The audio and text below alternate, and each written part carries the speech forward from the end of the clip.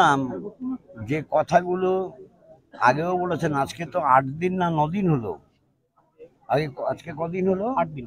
8 দিন হলো। 8 দিন হয়ে গেল। ওনারা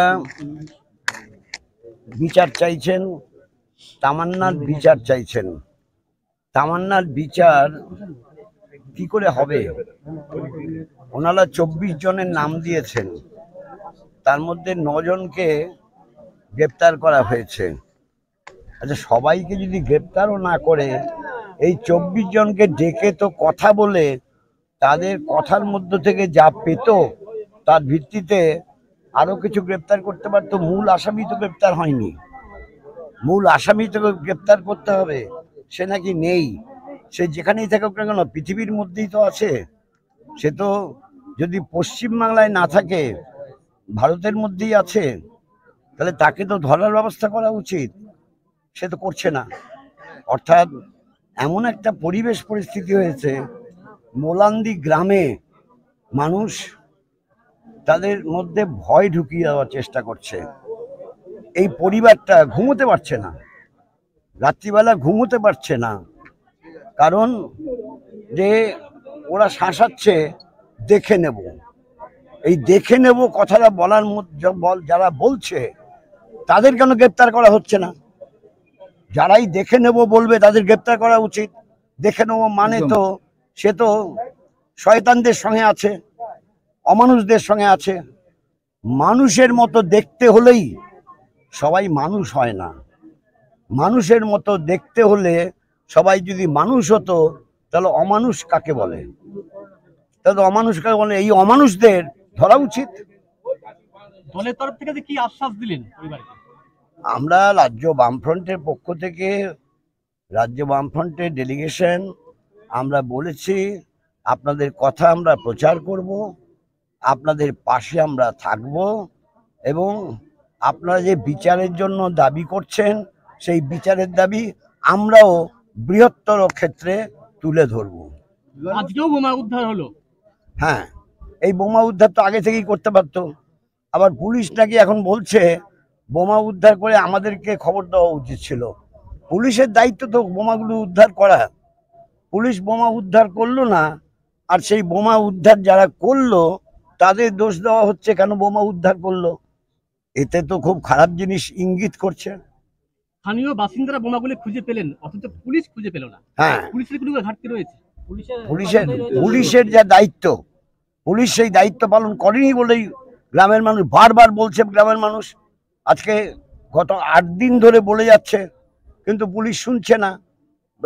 বলেছে মোলান্দি গ্রামের কিছু মানুষ তো আগে থেকেই বলেছে 2টো বস্তা সকেট বোমা এখানে এসছে, 2টো বস্তা সকেট বোমা এসছে। এটা গ্রামের মানুষ বলছে। পুলিশ সেটা যদি অনুসন্ধান করত, সার্চ করার মতো করে সার্চ করত, তাহলে পর সেটা নিশ্চয়ই পাওয়া যেত। আবার গ্রামের মানুষ সেগুলো খুঁজে বার করলো। এখানে পাটের চাষ ভালো হয়, পাট ক্ষেতের মাঝে যদি রেখে দেওয়া হয় তাহলে সেটা তো পুলিশ জানে না যে পাট ক্ষেতের মাঝে রেখে দিলে, পাট ক্ষেতের মাঝে তো লুকিয়ে থাকলে লোক ধরতেও পারে না।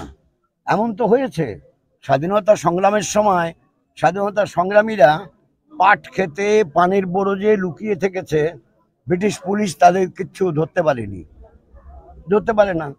তাহলে পর পুলিশ তো ঘিরে ফেলতে পারে একটা পাট ক্ষেতকে, ঘিরে ফেলে তারপর সার্চ করতে পারে, সার্চ করলেই বেরিয়ে যাবে। পুলিশের দায়িত্ব পুলিশ পালন করছে কি? এটা কি মনে হয় পুলিশের দায়িত্ব পুলিশ পালন করছে? করছে না।